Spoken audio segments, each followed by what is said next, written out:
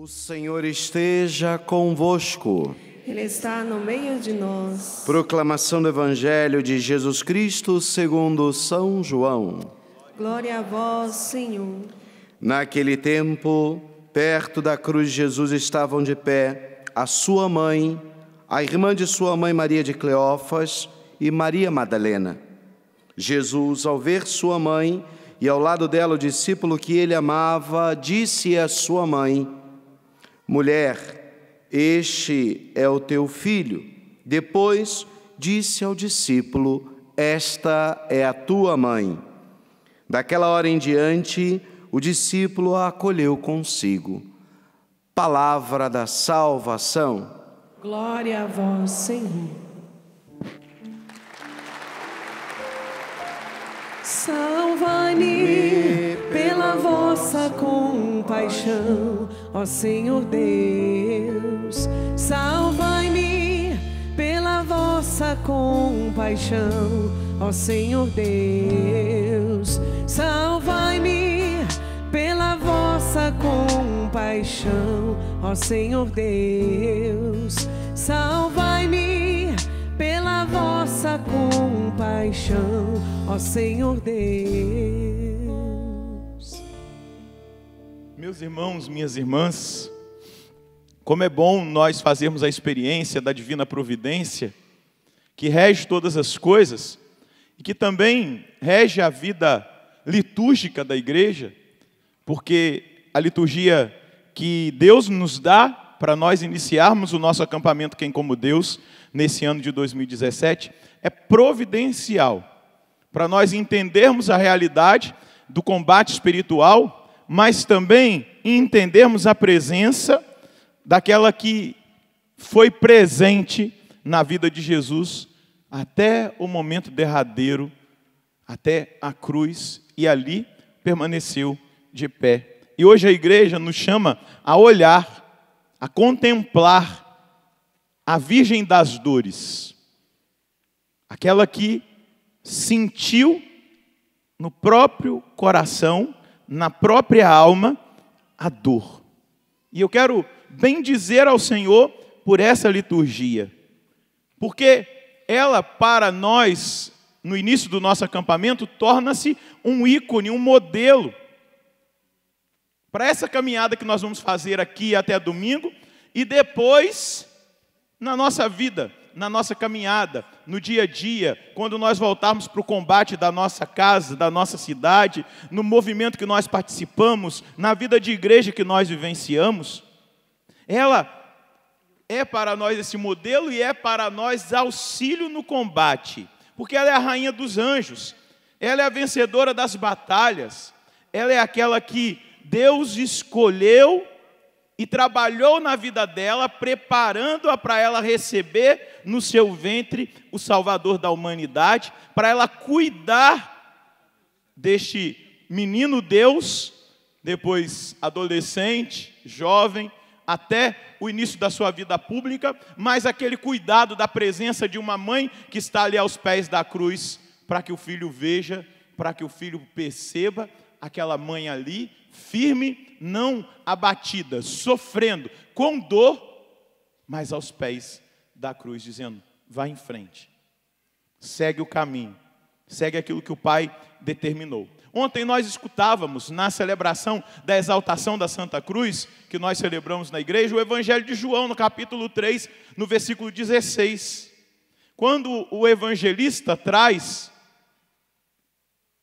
aquela preciosa revelação para nós: Deus amou tanto o mundo que enviou o seu Filho unigênito, para que todo aquele que nele crê não pereça, mas tenha a vida eterna. Para que todo aquele que nele crê não pereça, mas tenha a vida eterna. E como Deus, na sua bondade infinita, na sua benevolência, enviou o seu Filho por meio de uma... Como? Por meio de uma mulher. A mulher da profecia de Isaías. Por meio de uma mulher, Deus envia o seu Filho. Ele poderia achar outros meios, mas ele usou da mediação humana. Ele esperou a adesão humana de uma mulher que foi trabalhada, que foi escolhida, que foi concebida sem o pecado original, em benefício, em favor daquele que ela iria gerar. Ela que é toda pura, porque o Filho de Deus não podia ser gerado onde existisse impureza. Então ela foi preservada do pecado.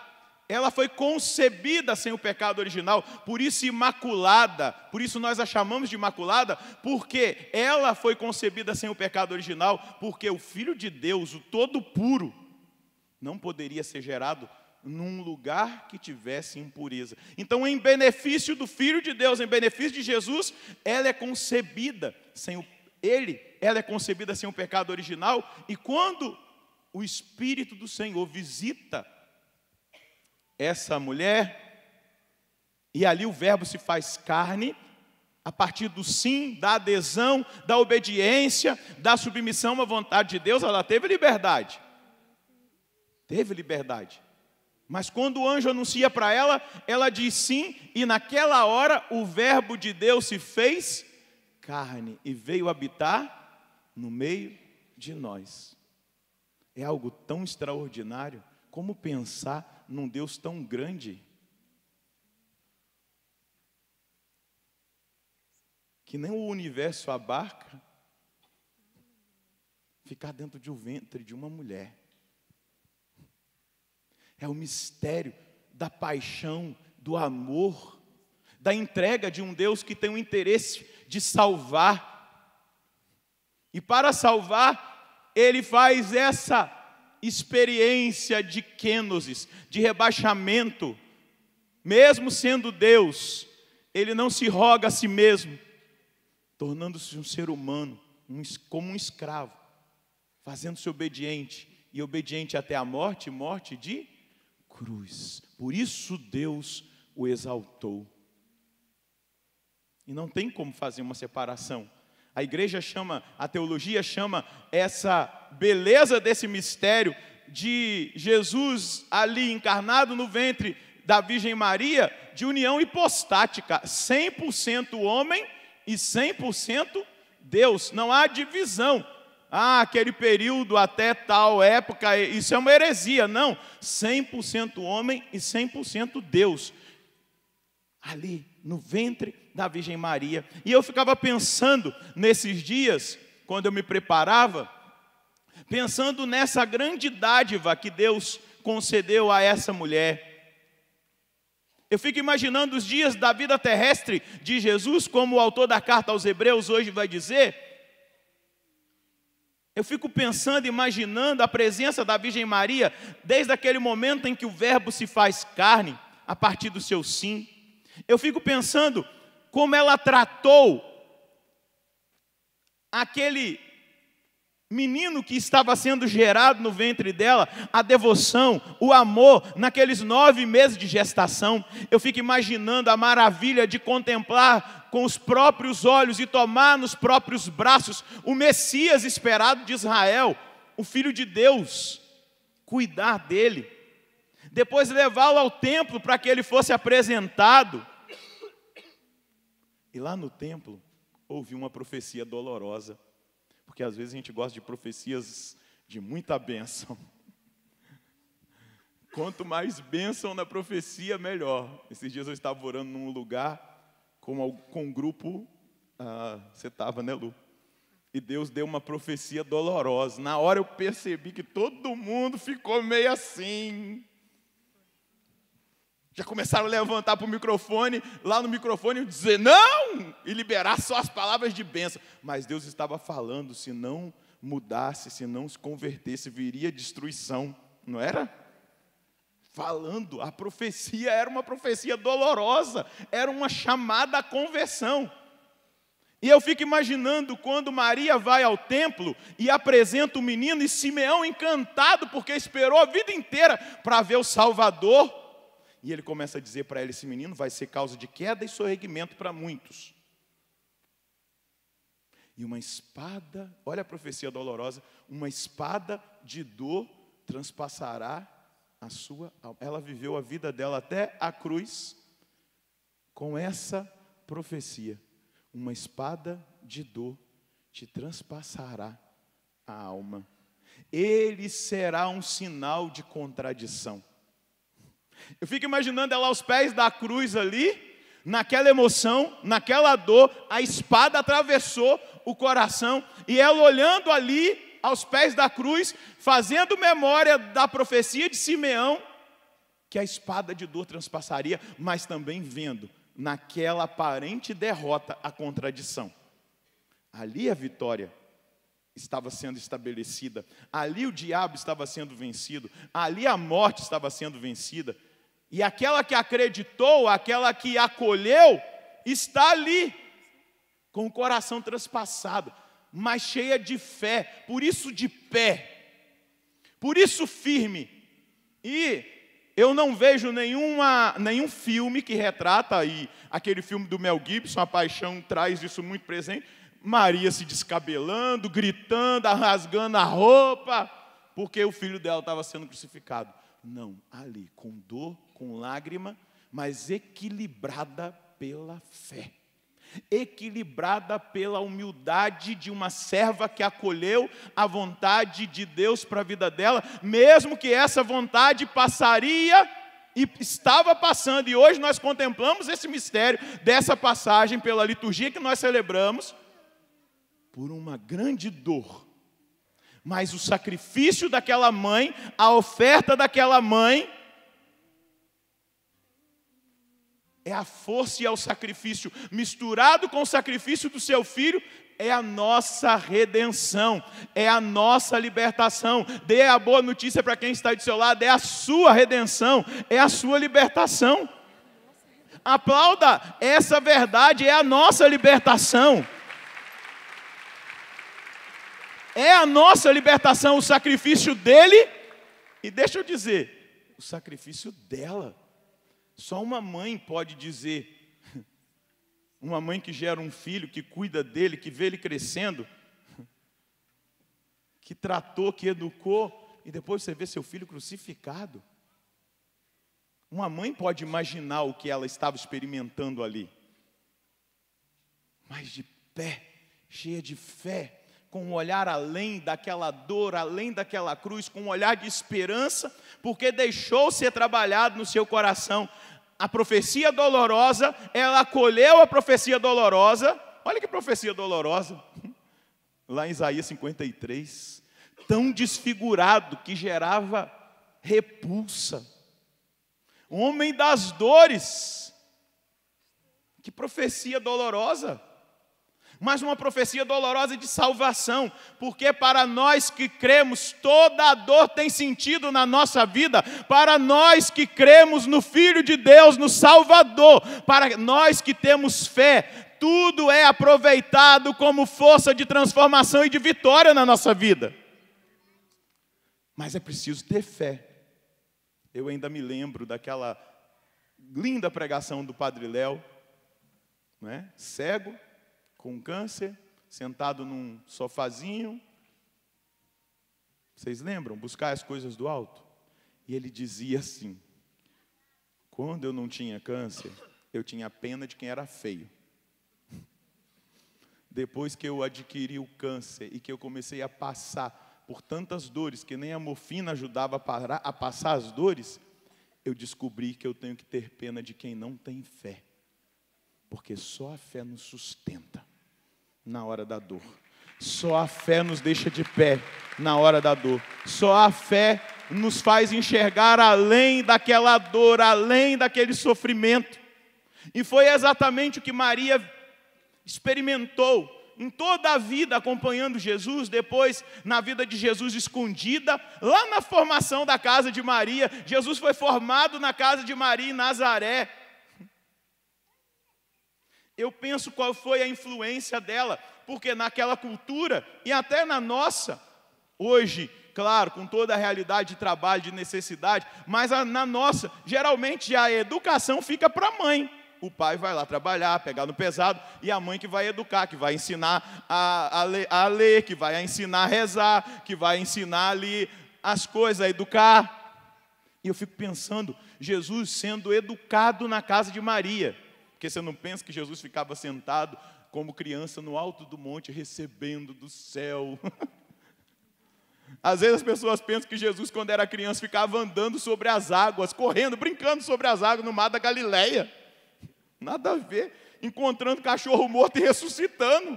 Passarinho soprava, passarinho voltava a voar. Não tinha nada disso. A vida pública de Jesus, a manifestação do Messias para o mundo se dá depois do batismo. No Rio Jordão, ele vai para o deserto, é tentado pelo demônio, depois ele volta, e lá com a mãe dele no casamento, começa um ministério público, quando ele transforma a água em vinho. A partir dali, as pessoas começam a ver que algo de diferente existia naquele rapaz, naquele jovem galileu. Mas eu fiquei imaginando ali na escola de oração de Maria, na educação que ela foi dando para ele, no ensinamento da fé, no testemunho de obediência e de silêncio e de oração que aquela mulher foi dando para o seu filho. E aqui falando mulher, eu não estou desprezando ela em nada, mas eu estou falando mulher para chegar lá no final, para você entender. Nós precisamos, ao escutar essa carta aos Hebreus, Cristo nos dias de sua vida terrestre, dirigiu preces e súplicas com forte clamor e lágrimas àquele que pôde salvá-lo da morte, e foi atendido por causa de sua entrega a Deus.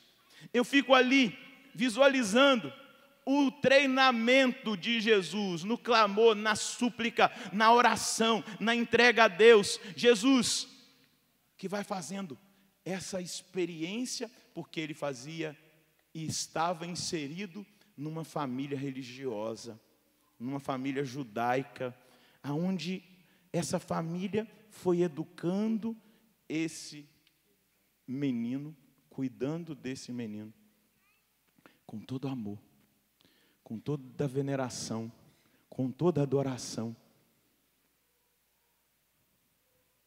Um tesouro sendo cuidado por vasos de barro. Você fica imaginando, tenta imaginar isso, esse tesouro que Deus deu para a humanidade, Jesus, sendo cuidado, sendo educado, sendo protegido por Maria, por José. Porque eles eram seres humanos.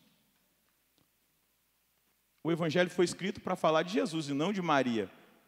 Mas não pense que ela não foi tentada, ela não teve o pecado.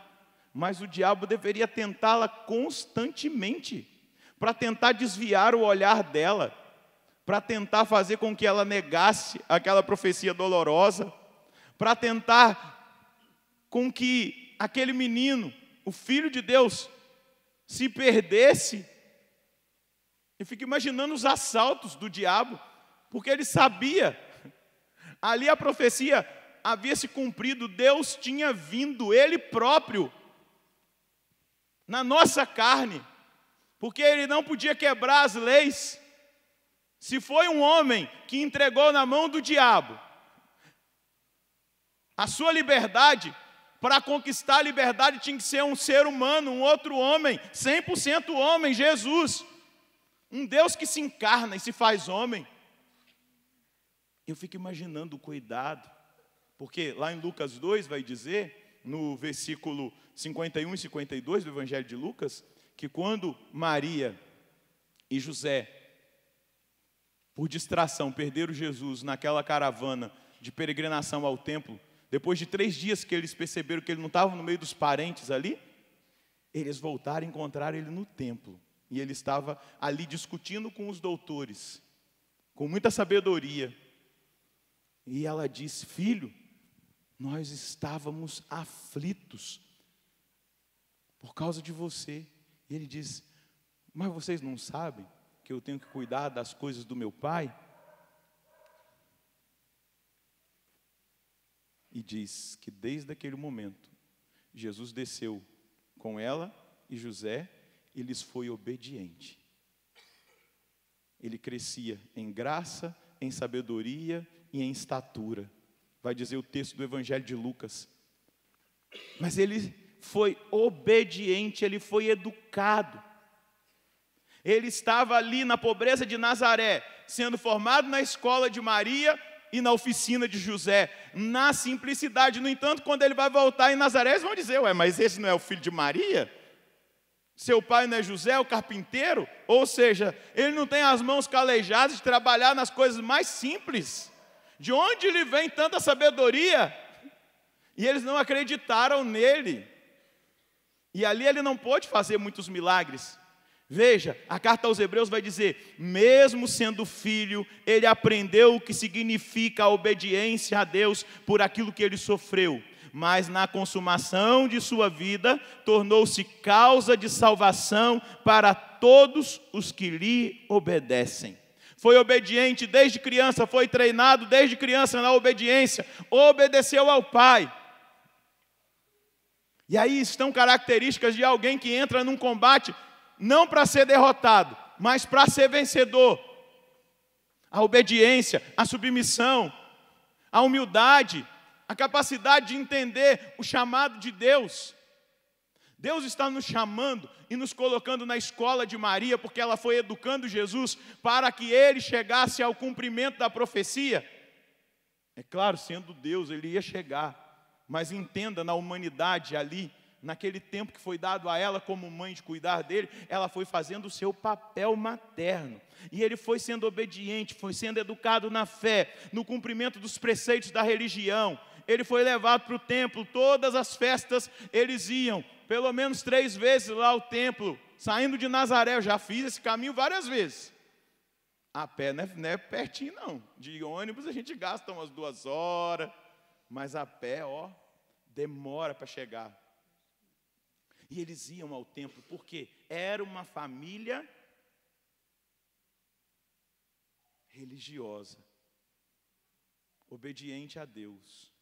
E o Filho de Deus foi sendo formado no seio dessa família. Ele foi sendo ali, espiritualmente, a própria dimensão plena do espiritual, na kenosis, no rebaixamento, foi sendo treinado na escola de Maria, porque aquela mulher era diferente. Aquela mulher era diferente. Ela vivia uma vida totalmente entregue a Deus. Diga comigo: Senhor, hoje eu quero experimentar essa graça de ser obediente, de ser fiel, de viver uma vida espiritual profunda. Eu quero sair da superficialidade e quero adentrar o mistério profundo da intimidade contigo, assim como a Virgem Maria era íntima do Senhor.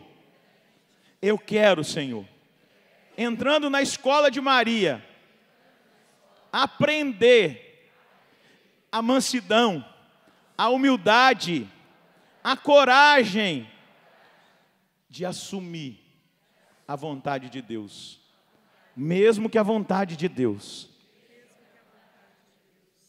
mesmo que a profecia era dolorosa, Maria assumiu. E eu quero assumir, na maturidade espiritual dessa mulher, como ícone para mim, eu quero assumir e ir até o fim, porque eu quero fazer a tua vontade, Senhor. Eu quero fazer a sua vontade, Senhor. Eu quero fazer a sua vontade, Senhor. Quem como Deus? Quem como Deus? Qual foi o erro de Satanás, de Lúcifer? Quando Deus anuncia que ele deveria servir a humanidade, ele grita: não servirei. Não servirei. Ele se rebela, e junto com ele, 1/3 parte dos anjos do céu. E aí ouve-se um grito forte de Miguel, dizendo: quem como Deus? Ninguém como Deus.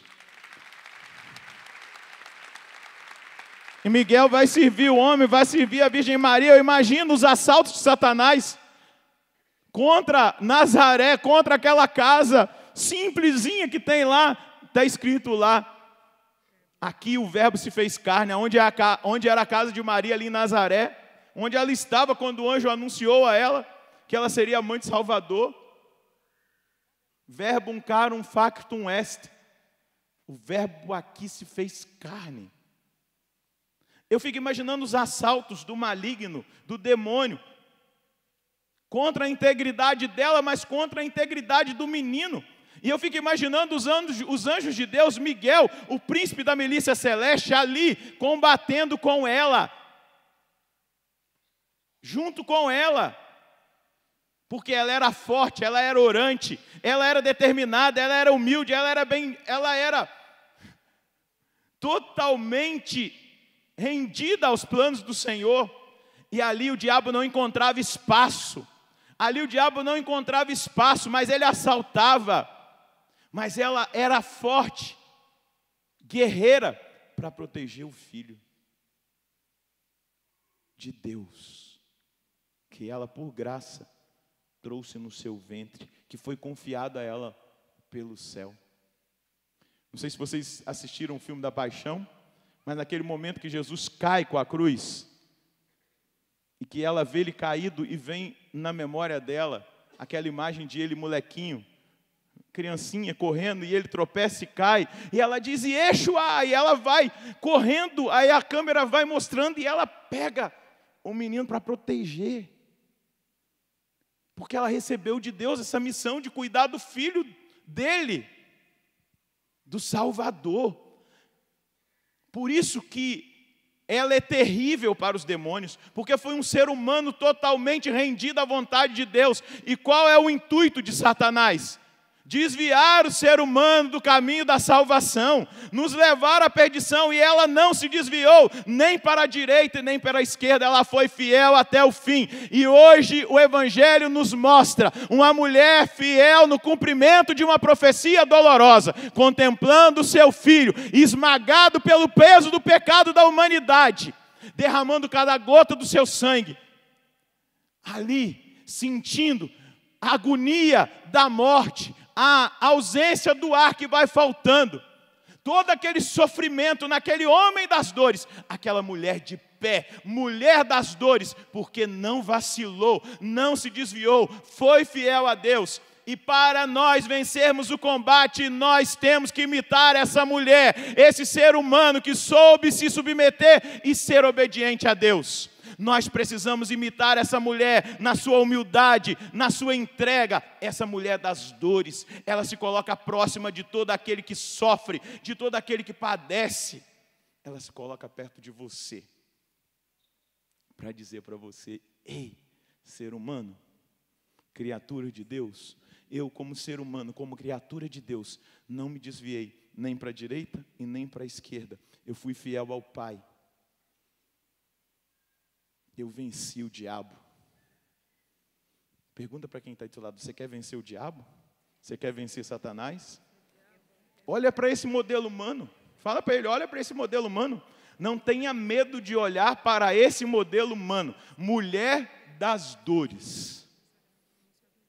Olha para esse modelo humano e você vai entender como viver aqui nessa terra a sua humanidade. Como viver como um vencedor aqui nessa terra. Na hora que a dor se aproximar, você vai perceber uma força sobrenatural sobre você, porque você teve um bom modelo. Tem tanta gente que quer se parecer com a Lady Gaga. Ave Maria. Se eu fosse mulher, eu queria parecer com Maria. Você é doido? Claro. Tanta gente chorando que a Lady Gaga cancelou o show no Rock in Rio.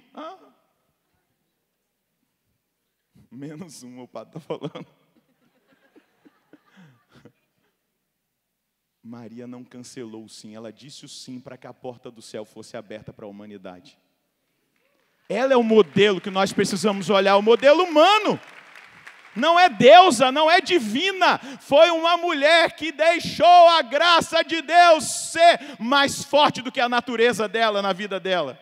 se permitiu modelar, se permitiu trabalhar-se por Deus, ela foi permitindo a graça de Deus acontecer na vida dela. Essa mulher das dores, ela se coloca próxima dos seus padecimentos, dos seus sofrimentos. Ela, como mãe, te coloca no colo, talvez parecendo morto, como o filho dela estava morto no colo dela, depois da crucifixão, depois da morte, depois que ele expirou, aquele corpo que um dia ela ninou para dormir, ela estava vendo aquele corpo dilacerado, machucado, ferido e morto. Mas para ela existia esperança, porque um homem de fé não para na aparência, mas sabe que Deus vai sempre além. Uma mulher de fé não para no momento presente e diz, tudo está acabado. Não. O homem e a mulher de fé enxerga o depois. Não fica parado no hoje, no agora. Não é que vive uma vida só presa no futuro, não. Vive o presente sabendo. É aquilo que Paulo vai dizer na carta aos Romanos, no capítulo 8, no versículo 18. Mas eu penso que os sofrimentos do presente tempo não se comparam à glória que há de ser revelada em Cristo Jesus. Está sofrendo? O único sofrimento que nunca vai passar se chama inferno. Esse você tem que se preocupar com ele. Mas o sofrimento daqui, olha para a vida de Jó. É um modelo para nós. Quando vai chegar lá no capítulo 42, Jó vai dizer, Senhor, eu te conhecia somente em palavras, mas agora os meus olhos te viram. Agora eu sei quem você é. Eu só tinha ouvido dizer, agora eu te experimentei. Agora eu fui tocado por ti. Esse é o homem de fé, porque antes, lá no capítulo 19 do livro de Jó, Jó vai dizer assim, eu sei que o meu Redentor vive, e mesmo que me arranque essa carne, com os meus olhos eu verei a Deus. Você está sofrendo? Estamos numa crise? Nós olhamos para a política desanimados? Eu não olho desanimado, não. Eu sei que toda essa corrupção vai cair por terra, que esses poderosos, como a Virgem Maria profetizou, cairão dos seus tronos. Eu sei, porque quem tem a última palavra é o justo juiz, que não é o Sérgio Moro. O justo juiz é Jesus Cristo, é dele que virá a última palavra diante das injustiças, diante dos sofrimentos, diante da corrupção, diante da violência. Ele é o justo juiz, perfeito. É dele que virá a última palavra. Nós não podemos ser um povo que tem sido treinado pelo diabo. Nós temos que ser treinados na casa de Maria. Quem é treinado na casa de Maria, olha para a cruz, mas sabe que virá a ressurreição. Quem é treinado pela Mãe de Deus, a Santa Mãe de Deus, a Virgem Maria, ele sabe que não está perdido, que o sinal de contradição é vitória de Deus. Como o apóstolo Paulo vai dizer, nós pregamos Cristo e Cristo crucificado, escândalo para os judeus, confusão para os gregos, mas para nós que cremos, é poder de Deus. Aleluia! É poder de Deus. A força de um sofrimento redentor, de um sofrimento que confunde Satanás. É muito interessante quando a gente vai visitar uma pessoa que tem fé e que está doente. Meu pai era um homem que devia ter mais ou menos, ele é um pouquinho mais baixo do que eu, mas devia ter assim uns quase 90 quilos. Meu pai teve câncer. Meu pai chegou a 37 quilos. Está no céu. Mas eu nunca olhei para um olhar de derrota. Eu nunca ouvi abrir a boca para reclamar. Porque quem tem fé, sabe que aquilo ali não é nada. Você vai passar. Passou, a dor foi embora. A porta do céu se abriu. A purificação aconteceu. Aquilo que é redentor, salvifici dolores, como João Paulo II escreveu uma carta, falando da dor, do sofrimento. O sofrimento é redentor. Essa história de pregar por aí, vem para cá, para de sofrer, meu irmão, isso aí é discurso do diabo. Porque na condição humana existe sofrimento, sim. E na condição humana cristificada, o sofrimento tem sentido de salvação, de redenção, de vitória. O diabo olhava para a cruz e achava assim, eu ganhei. O diabo olhava para Maria aos pés da cruz e dizia, eu ganhei. E ela estava lá esmagando a cabeça dele. E aquele sangue redentor estava destruindo toda potestade e dominação. No sofrimento foi aberta a porta do céu para você. Na dor de um homem-deus, homem das dores, e de uma mulher crucificada com o seu filho. Ela não podia estar lá, mas ela estava crucificada. Na dor dessa mãe se cumpre o proto-evangelho de Gênesis capítulo 3, versículo 15.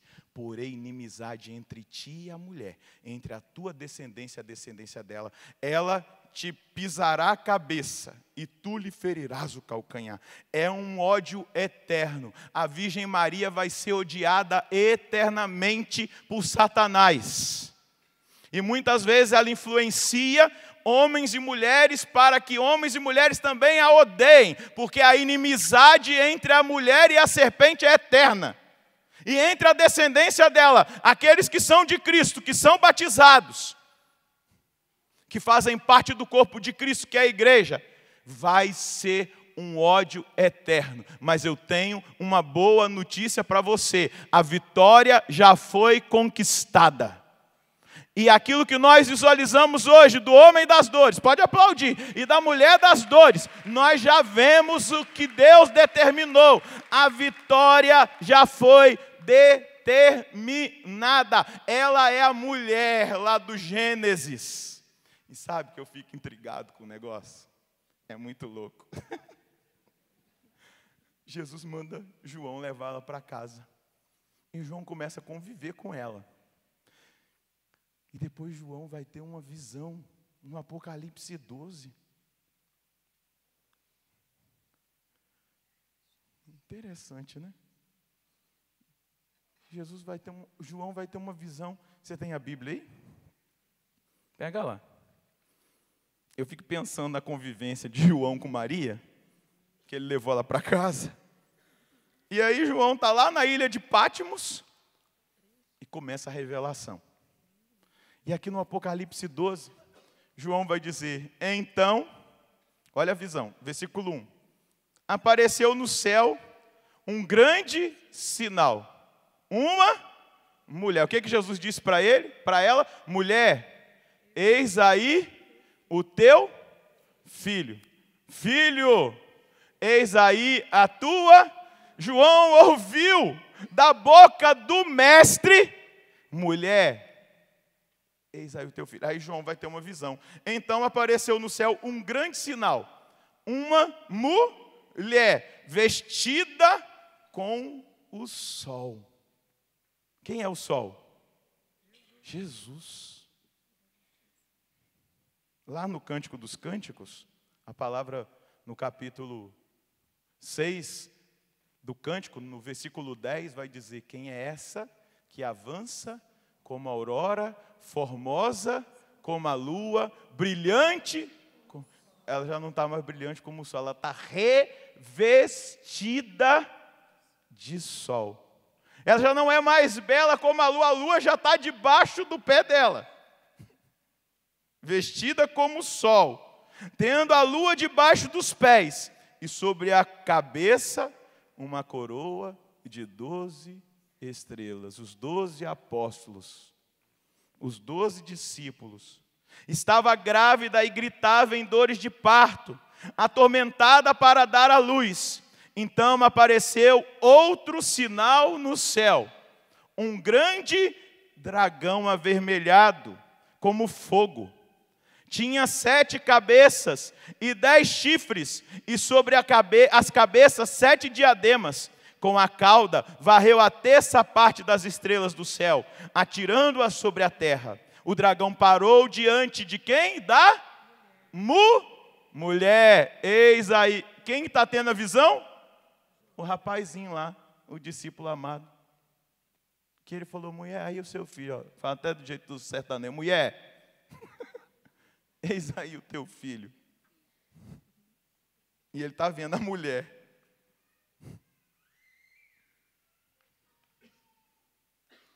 O dragão parou diante da mulher, que estava para dar à luz, pronto para devorar o seu filho.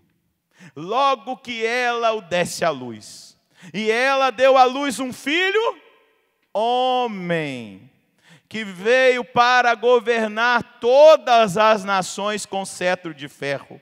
Mas o filho foi levado para junto de Deus e do seu trono.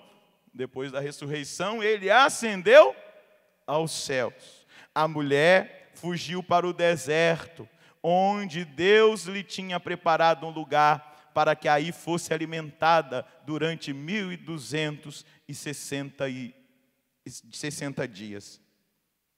Houve então uma batalha no céu. Miguel e seus anjos guerreavam contra o dragão. O dragão lutou juntamente com os seus anjos, mas foi derrotado, e eles perderam o seu lugar no céu. Assim foi expulso o grande dragão, a antiga serpente, a serpente que lá no paraíso, no capítulo 3, no versículo 15 do livro do Gênesis, Deus vai dizer, porém inimizade entre ti e a mulher, entre a tua descendência e a descendência dela. Ela te ferirá a cabeça, te esmagará a cabeça, e tu lhe ferirás o calcanhar. A serpente, que é chamada Diabo e Satanás, o sedutor do mundo inteiro, ele foi expulso para a terra, e os seus anjos foram expulsos com ele. Ouvi então uma voz forte no céu proclamando, agora realizou-se a salvação, a força e a realeza do nosso Deus, e o poder do seu Cristo, porque foi expulso o acusador dos nossos irmãos, aquele que os acusava dia e noite perante o nosso Deus.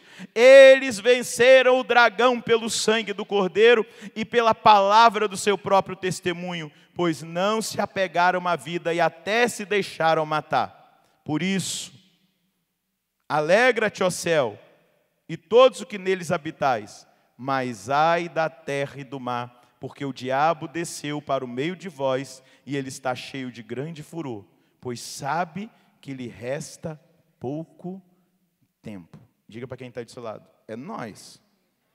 Estamos num combate. O diabo sabe que resta pouco tempo. Fala para esse irmão aí, cria juízo. Entra no combate. Assuma as armas espirituais. Continua, versículo 13.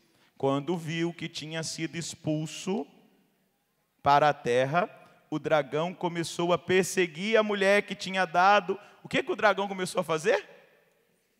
Fica atento a isso, viu? Perseguir a mulher que tinha dado à luz o menino.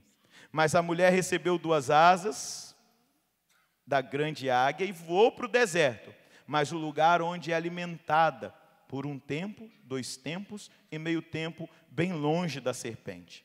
A serpente, então, vomitou. Vomitou. Quanto vômito contra a mulher. Quanta besteira. Quanto ódio. O dragão vomitou como um rio de água atrás da mulher, a fim de a submergir. A terra, porém, veio em socorro da mulher. Abriu a boca e engoliu o rio que o dragão tinha vomitado. Cheio de raiva, por causa da mulher, o dragão começou a combater o resto dos filhos dela, os que observam os mandamentos de Deus e guardam o testemunho de Jesus.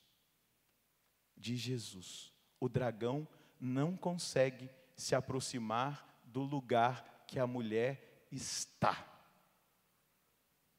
Por isso, eu quero terminar dizendo, discípulo, não tenha medo de levar a mulher para sua casa. Porque o dragão não chega onde ela está. O dragão não vai chegar onde ela estiver.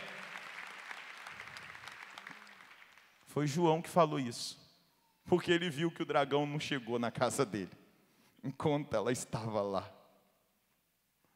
Porque ele levou Maria para a casa dele.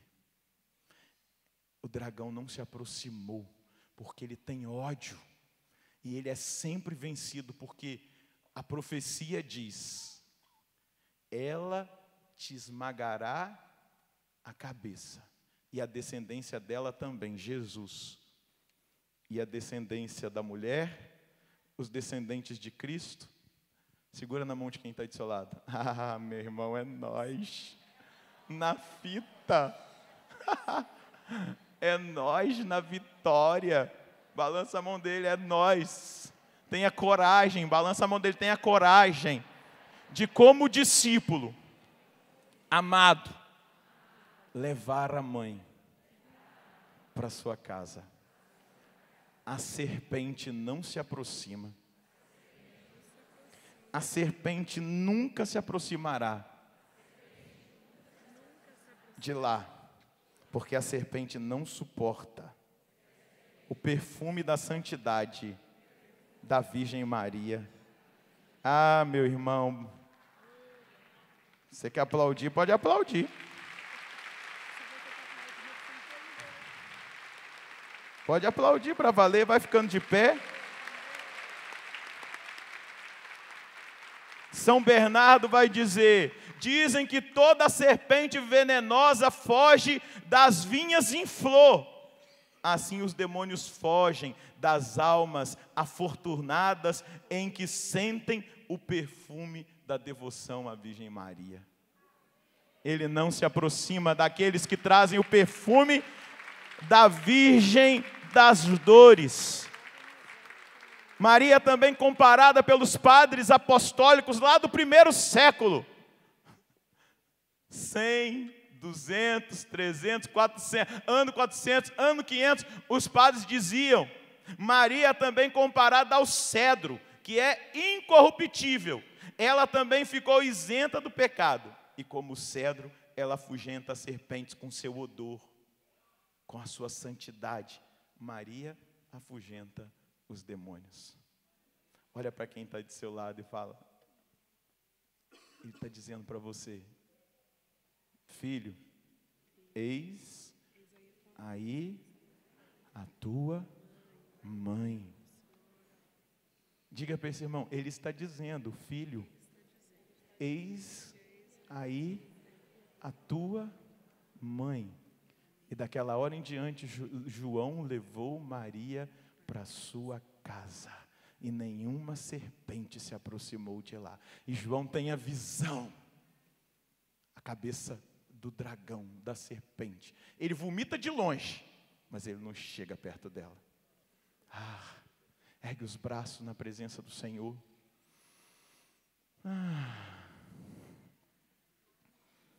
Agradeça a Deus nessa hora por esse dom, por esse presente, que foi a mãe dele entregue aos discípulos. João está representando todos os discípulos. Agradeça agora porque você é discípulo. Se você é discípulo, ergue os braços e diga: agradeça, eu também quero levar para minha casa o perfume, essa flor tão linda que chamou a atenção de Deus lá no céu. E Deus desceu para morar no ventre dela. Deus fez do ventre de Maria 9 meses o seu paraíso. Agradeça agora por Ele ter te dado uma mãe, por essa mãe ser essa mulher do Gênesis ao Apocalipse, aquela que esmaga a cabeça da serpente. Diga agora: Senhor, que caia por terra todo tipo de preconceito, toda a realidade de contaminação na minha mente, no meu coração, tudo aquilo que entrou na minha vida como dificuldade na experiência de devoção à sua Santa Mãe, que o Senhor entregou à igreja, e entregou a João, o discípulo. nós vamos sempre acolhê-la e nós queremos levá-la para nossa casa. Fala agora, fala isso, fala para ele: Jesus, eu vou levar como João levou. E eu vou sempre ter essa visão. O dragão não se aproxima da mulher. O dragão não se aproxima do lugar onde a mulher está. Lá naquele deserto preparado por Deus. Nessa caminhada histórica da igreja. O dragão não se aproxima do lugar que a mulher está. Porque ele não suporta a santidade daquele ser humano que soube se esvaziar da sua vontade para fazer a vontade do Pai. Jesus, o dragão, nunca se aproximará de mim, porque cada dia mais eu vou ser mariano, cada dia mais eu vou amar a sua mãe, cada dia mais eu vou admirá-la como um ser humano admirável, que é digno da nossa admiração, digno do nosso amor, digno daquilo que nós temos de bom no coração, destinado para ela como um ser humano que caminhou aqui nessa terra com os olhos voltados para o alto. E nós pedimos agora, Divino Espírito Santo, esposo místico da Virgem Maria, porque foste tu que fecundaste o ventre dela, foste tu que colocastes a semente celeste dentro daquele ventre, Espírito Santo. E eu quero pedir, fecunda no coração daqueles que estão aqui e dos milhares que nos acompanham de casa, o amor à sua esposa, a Virgem Maria, o amor à nossa mãe. Fecunda no nosso coração o mesmo amor fecundado no coração de João, evangelista, o discípulo amado. Eu quero ser um discípulo amado para receber o amor do coração de Jesus na minha casa, a sua mãe, para receber na minha casa, na minha vida, no meu coração, esse amor, esse presente que Jesus entregou para João, uma mãe maravilhosa. Maravilhosa, maravilhosa. Senhor, que cresça no Brasil, que cresça no mundo inteiro admiração, amor, devoção por essa mãe maravilhosa que nos foi entregue como discípulos amados, como discípulos amados, como discípulos amados. Segura na mão de quem está do seu lado. Levanta a mão dessa pessoa lá no alto. Balança a mão dela e diga: cada vez mais apaixonados por essa mãe, por esta mãe que cuida de nós, que nos defende, que nos apresenta Jesus, que nos mostra a salvação, e que nos fortalece dizendo. Balança a mão dele e diga: depois da cruz tem ressurreição. Vem a ressurreição. Nesse sinal de contradição está a vitória. Os filhos de Maria vão experimentar dia após dia a profecia, a certeza da vitória.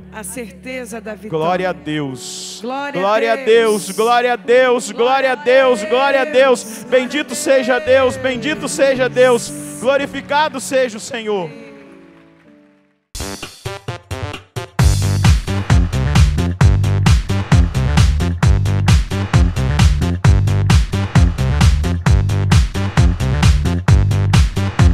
CançãoNovaPlay.com. Assine já!